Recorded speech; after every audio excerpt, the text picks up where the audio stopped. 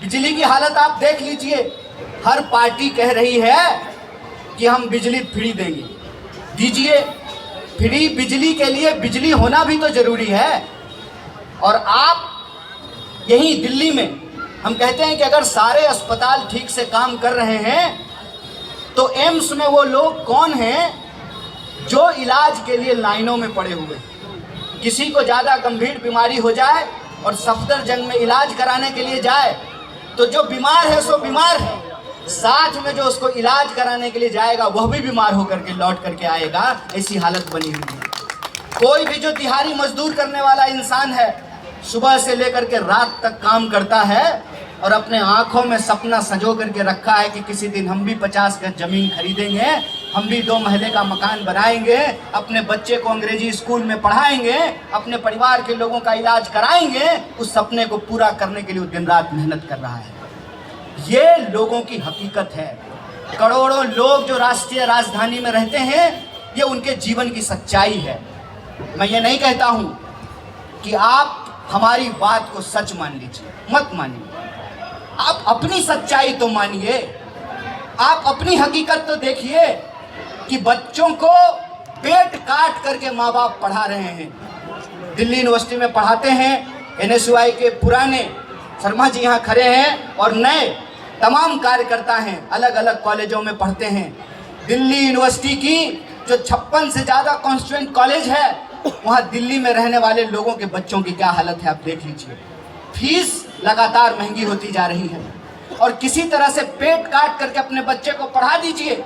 BSc करा दीजिए, B pharma करा दीजिए, पॉलिटेक्निक करा दीजिए, इंजीनियरिंग करा दीजिए, ITI करा दीजिए, आज उनको रोजगार नहीं मिल रहा है। 10 लाख से ज़्यादा पोस्ट तमाम डिपार्टमेंट में खाली पड़े हुए हैं। एक नेता आए और हमको कहा कि धर्म बचाना है। बचाएंगे ना सर, मिल करके धर्म बचाएंगे। बस एक बात का जवाब दे दीजिए, आपका बेटा जो ऑक्सफोर्ड पढ़ने के लिए जाता है हवाई जहाज से उड़ करके, वो भी हमारे साथ आकर के धर्म बचाएगा कि नहीं बचाएगा?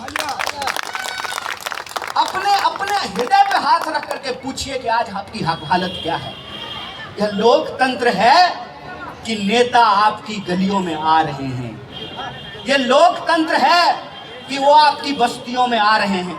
ये लोकतंत्र है कि वो अपने महलों से निकल करके आपके सामने हाथ जोड़ रहे हैं। इसका कीमत हमको समझना पड़ेगा। हमको समझना पड़ेगा कि दिल्ली का चुनाव दिल्ली के लोगों का चुनाव है, दिल्ली के लोगों का भविष्य का चुनाव है। किसी व्यक्ति को MLA बनाने का चुनाव नहीं है, अपने बाल बच्चों के भविष्य को सुरक्षित रखने का चुनाव है। इस बात का फैसला लेना पड़ेगा। इसीलिए मैं आपसे ये निवेदन करने के लिए आया हूँ। तमाम उदाहरण आपके सामने हैं। लगातार 7 के 7 MP तीसरी बार BJP जीती है। लगातार आम आदमी पार्टी यहाँ सरकार में रही है। और मैं किसी के खिलाफ कोई दुर्वचन नहीं बोलने के लिए आया। मुझे किसी के खिलाफ जो है कोई नकारात्मक बात नहीं करनी है। लेकिन जो दिल्ली की हालत है, वो हालत ऐसी है कि हवा सांस लेने लायक नहीं है, पानी पीने लायक नहीं है, सड़क चलने लायक नहीं बची है, बच्चों के पास रोजगार नहीं है, बुजुर्गों के लिए इलाज नहीं है, जो दुकानदारी करते हैं उनके पास गल्ला नहीं है, जो रेडी पटरी पे काम करते हैं उनके पास बिक्री नहीं है। ये जो हकीकत है, इस हकीकत की जिम्मेवारी हमको लेना पड़ेगा। और मेरी उम्र तो बहुत कम है, यहाँ कई बुजुर्ग लोग यहाँ बैठे हुए हैं। मेरी उम्र क्या है, मैं तो नौजवान हूँ। आपने हमसे बेहतर इस दिल्ली को देखा है। अपने दिल पे हाथ रख करके कहिए, मुझे आम आदमी पार्टी के खिलाफ कुछ नहीं बोलना है, मुझे BJP के खिलाफ कुछ नहीं बोलना है। मैं बस ये कहता हूँ कि 15 साल जो शीला जी की सरकार थी, आज से 10 साल पहले जो कांग्रेस पार्टी ने दिल्ली के लिए किया है, बस उस वक्त को याद कीजिए। जितनी JJ कॉलोनियाँ हैं, वो JJ कॉलोनी कांग्रेस पार्टी की बसाई हुई JJ कॉलोनी है। मैं इस बार दिल्ली का चुनाव नॉर्थ ईस्ट दिल्ली से लड़ा था। मैं जिस भी इलाके में जाता था, हर कॉलोनी के लोग आकर के कहते थे कि इंदिरा जी के ज़माने में हमारी कॉलोनी बसाई गई थी, कांग्रेस के ज़माने में हमारी कॉलोनी बसाई गई थी। आपने सबको आजमा करके देख लिया है। आपके सामने कांग्रेस का भी उदाहरण है, आपके सामने BJP का भी उदाहरण है, और अब आपके सामने आम आदमी पार्टी का भी उदाहरण है। दिल्ली की जनता राष्ट्रीय राजधानी के हमारे प्यारे बासिंदों, ये वक्त है कि आप 5 तारीख को जब वोट करने के लिए जाएं तो एक सही विकल्प का चुनाव करें। और कांग्रेस पार्टी का साधारण कार्यकर्ता होने के चलते, जैसा कि हमने आपको कहा कि कोई अपने दही को खट्टा नहीं कहता है, लेकिन मैं अपने दही को यहाँ मीठा कहने के लिए नहीं आया हूँ।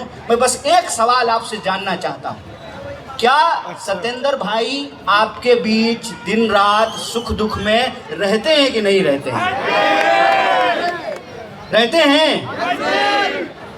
अगर आप कहते हैं कि नहीं रहते हैं तो मैं मंच पे खड़ा होकर के कह रहा हूँ, मैंने कहा आपको, मुझे आता नहीं ना मोहतरम को मोहतरम कहना, किसी को ज़्यादा किसी को कम कहना।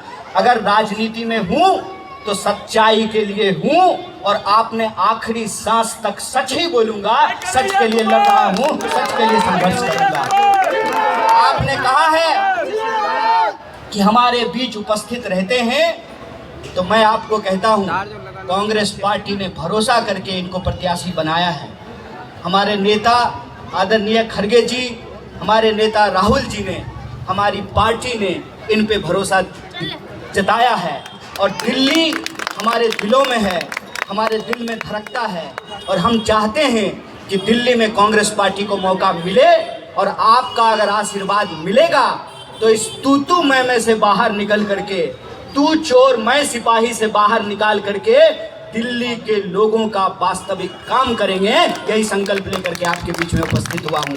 इन्हीं शब्दों के साथ एक बार पुनः हमारे सीनियर कांग्रेस के नेता, NSUI के नेता, हर दिल्ली यूनिवर्सिटी के चुनाव में हम लोगों को मदद करते हैं, हमारे आदरणीय शर्मा जी, हमारी बहन ममता जी, और हमारे प्रत्याशी सत्येंद्र जी, और हमारे सांसद महोदय यहाँ उपस्थित हैं, भजन लाल जी, ये भी आपके बीच में अपनी बात रखेंगे।